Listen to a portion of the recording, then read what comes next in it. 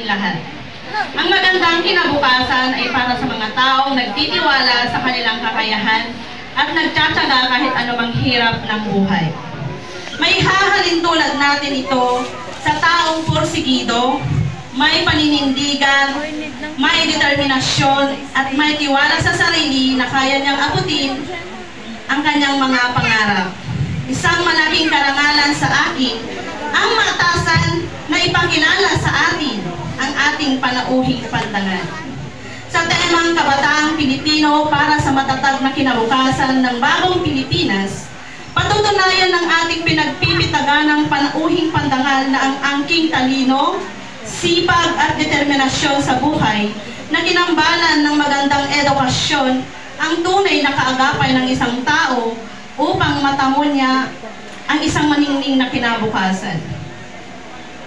Ang ating panauhing pandangal ay pinanganak noong Oktubre 23 taong 1973 sa Purok 1, Barangay San Antonio, Cauayan City, Isabela. Siya ay pangalawa sa 5 anak ni Ginoong Nelson at Ginang Christy Duarte. Ang ating panauhin ay maluwalhating nagtapos ng elementarya noong 2006 sa ating mismong paaralan ng San Antonio. Ipinagpatuloy niya ang kanyang pag-aaral sa sekundarya sa San Antonio National High School noong 2007 at nagtapos noong taong 2010 bilang salutatorian. Dahil ipinamalas na sipag at determinasyon sa pag-aaral kasama na ang hirap ng buhay, siya ay nagtapos ng kolehiyo noong 2018 ng Bachelor of Science in Civil Engineering sa Isabela State University, Ilagan Campus. Naging ganap na inhenyero nang naipasa niya ang kanyang engineering licensure examination noong Nobyembre 2019. Taong 2020 nang siya ay magsimula bilang project engineer sa Reynilo Archua Company Incorporated hanggang sa taong kasalukuyan. Mga kaibigan, nais ko pong ipakilala sa inyo ang isang dating mag-aaral ng San Antonio Elementary School, Maine, na kinakitaan ng sipag at determinasyon sa buhay upang makamit ang magandang buhay. Ikinagagalak ko pong ipakilala sa inyo ang mabuti nating panauhing pandangal. Sabay-sabay po tayong tumayo at palakpakan Engineer Christian Lejano Duarte.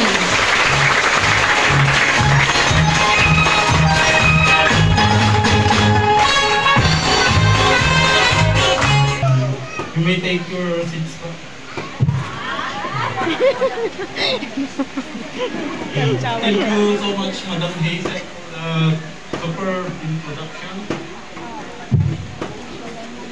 My due respect to our program supervisor, educational program supervisor, Joel Valdez, third. Our district supervisor, Lily Wakalpa Calpo, Madam. To our principal San Antonio Elementary School, Susana R. Eugenio, Madam.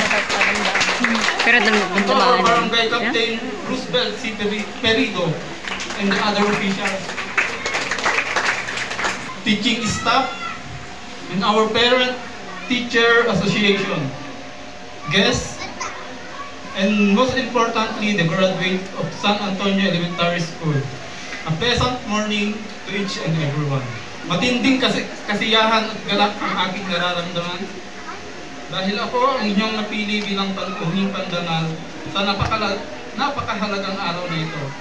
Ang pagtatapos ng mga mag-aaral sa taong 2023 to 2024. Bago ko simulan ang aking talumpati, nais ko munang batiin ng maligayang pagtatapos ang ating mga mag-aaral sa ating harapan. Sapagkat natapos na nila ang isa sa napakahalagang yugto sa kanilang buhay. Ang okasyong ito at ang mga diplomang inyong matatanggap ang magsisilbing katibayan na inyong nang nalampasan at napagtagumpayan ang mga pagsubok na inyong hinarap sa pag-aaral ninyo sa elementarya. You are the victors at this moment because you have attained your victory. Nakamit na ninyo ang kaalaman at kakayahan na inyong kakailanganin upang harapin ang susunod pang pagsubok. Pagharap ninyo sa mas malawak na mundong inyong gagalawan sa susunod na pasukan, ang mundo ng high school. Nais ko ring batiin ang mga magulang na narito ngayon. Ngayong araw na ito, inaani na ninyo ang bunga ng inyong mga sakripisyo at paghihirap. Isang napakalaking bahagi ang inyong ginampanan sa paghubog sa mga batang ito mula pagsilang hanggang sa kasalukuyan. You are the forerunners in the education of your children, molding their behavior and characters, abilities, and knowledge. Lastly, congratulations sa ating mga guro, ma'am, sir. Inyo na namang napagtagumpayan at nagampanan ang isang napakalaking responsibilidad upang maabot ng mga batang na magsisipagtapos kung ano man sila sa kasalukuyan. Ang inyong pagmamahal, paggabay at commitment sa pagbabahagi ng kaalaman sa mga mag-aaral ay siyang nagpabago sa kanilang buhay. Amin nang masasabi na sila ay isang mabuting individual dahil sa inyo. Ang paksa ng pagtatapos sa taong ito ay Kabataang Pilipino para sa matatag na kinabukasan ng bagong Pilipinas. Yes po. Sa inyo po nakasalalay ang kinabukasan ng bagong Pilipinas. Kayo ng mga kabataan na in the near future will be successful in your own passions or professions. Pero paano nga ba maging successful bilang isang kabataang Pilipino? Success po is combination of many aspects. Hindi lang basta katalinuhan. Kailangan pagsikapan at ang matinding dedikasyon sa mga ginagawa mo. Pero sino nga ba at ano nga ba ang pinagdaanan ko para masabi ko ang mga bagay na ito? Ako ay isang anak ng isang simpleng magsasaka na sina Nelson Crispiro. Ngunit gaano man po kami kahirap. Naguyod kaming mapag-aral. Naalala ko po, yung mga pinagdaanan namin ng aming pamilya upang itaguyod lang po kami sa aming pag-aral. Kami pong mga magkakapatid. Sila mama po at papa ay parehas magsasaka. Yun lang po ang mode of income namin. 4 po kami noon na nag-aaral, 2 kolehiyo, isang high school at isang elementary. Nung nag-aaral po ako, tumutulong po ako kila papa at mama sa gawaing bukid. Lalo na po kapag wala po kaming pasok. Naranasan ko pong makipag-raet, magkuliglig, pati po pag-treasure ng palay.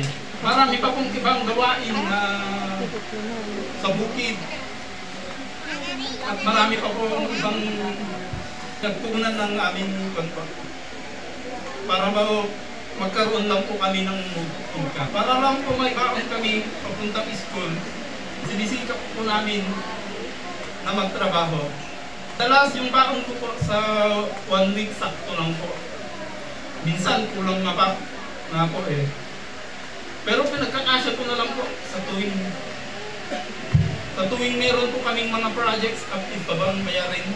Kadalasan po, utang lang po. Tinitiis ko pong lahat yun. Lahat po ng hirap para lamang po makapagtapos ako. Taong 2018 nakapagtapos po ako ng kolehiyo. At kailangan ko po ng pera para makapag-review. Nandun po ako ng review center sa Manila. Para lang po ma-attend ako ng review center sa Manila.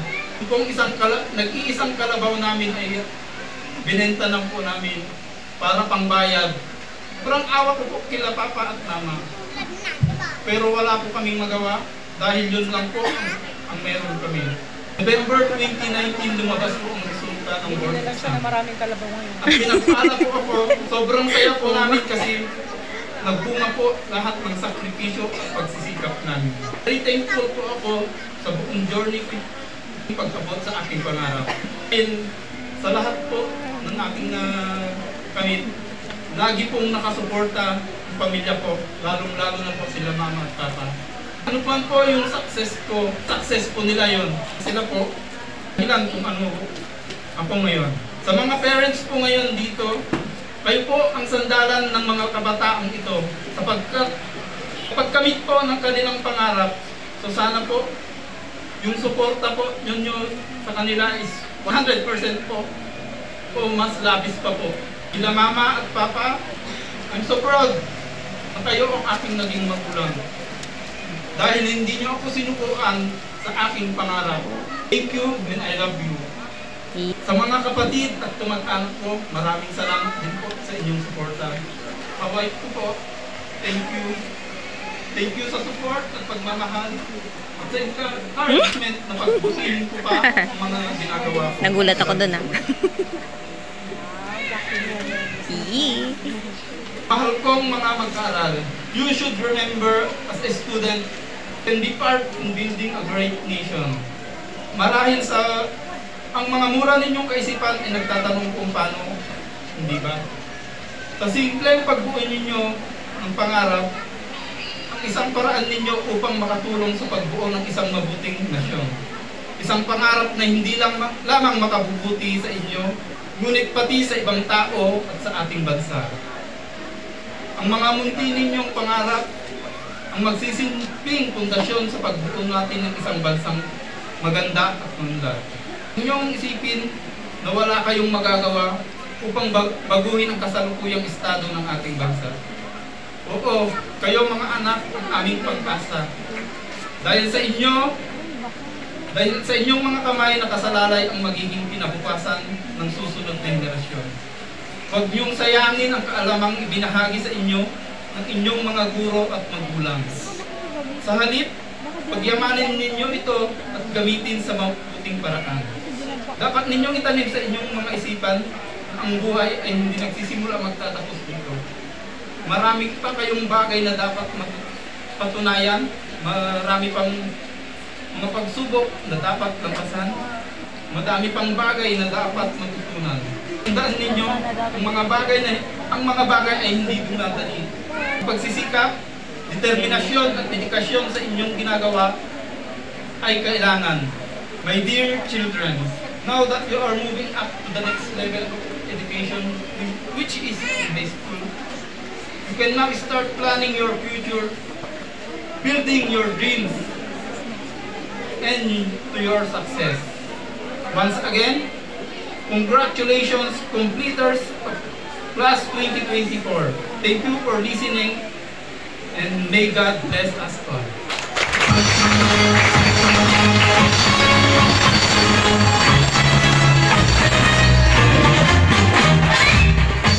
Thank you very much, sir, for inspiring our graduates. Republic of the Philippines Department of Education Region 2, East Coast Division of Cauayan City, Cauayan West District, San Antonio Elementary School, Main, Cauayan City. Certificate of Appreciation is awarded to Engineer Christian Lejano Duatin in grateful recognition and deep appreciation for his unstinted and distinctive service as guest speaker during the graduation ceremony with the theme, Kabataang Pilipino para sa matatag na kinabukasan ng bagong Pilipinas of San Antonio Elementary School at San Antonio, Cauayan City, Isabela. The certificate is awarded this 31st day of May in the year of our Lord to guest speaker. A round of applause.